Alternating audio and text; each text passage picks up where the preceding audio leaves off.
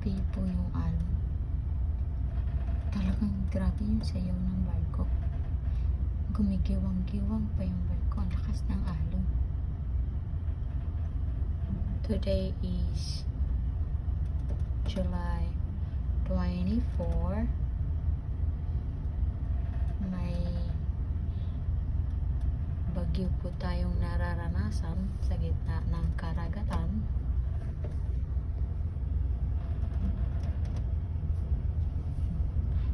Tayo po ay naglalaya patungong Cebu, Manila to Cebu. At sobrang laki ng alon. Ang lalaki po ng alon ang ating nararanasan. So, yeah. Even the ship is dancing already. Sa sobrang lakas ng alon. Bumubulusok na yan. Gumigiwang na talaga yung ship.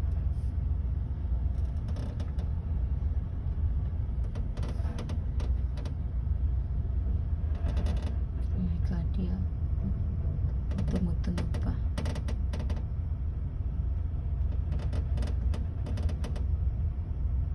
Nakakahilo na po siya. Sobrang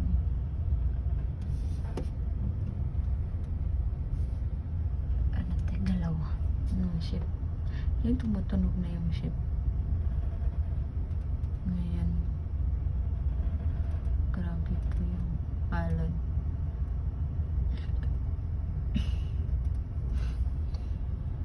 But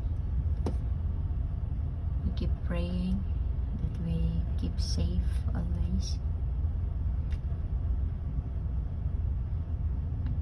We will see you soon, Cebu City. Tomorrow, parang delay lang din ata yung biyahe, pero makakarating kami bukas.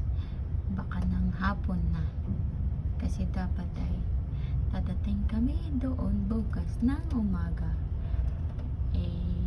Dahil sa sama ng panahon, sobrang delay kasi hindi din pwedeng patakbuhin ito ng malakas kasi nga maalon.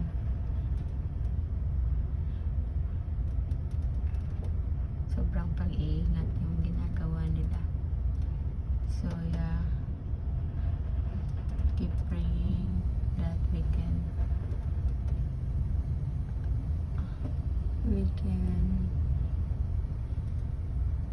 what do you call this, travel safe. Kahit sa sama ng panahon ngayon, yeah, madilim na.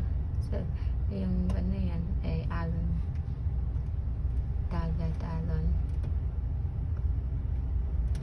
Tumutunog na po yung barko sa dahil, ayun, oh my God, kumigawang-gawang na talaga.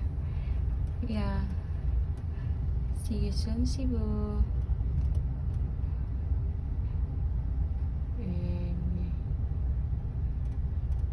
It's my first time to experience this na may bagyo habang naglalayag.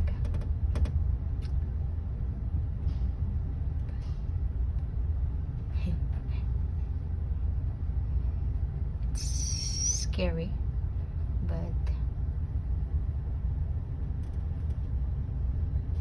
keep praying. Thanks for watching. See you soon.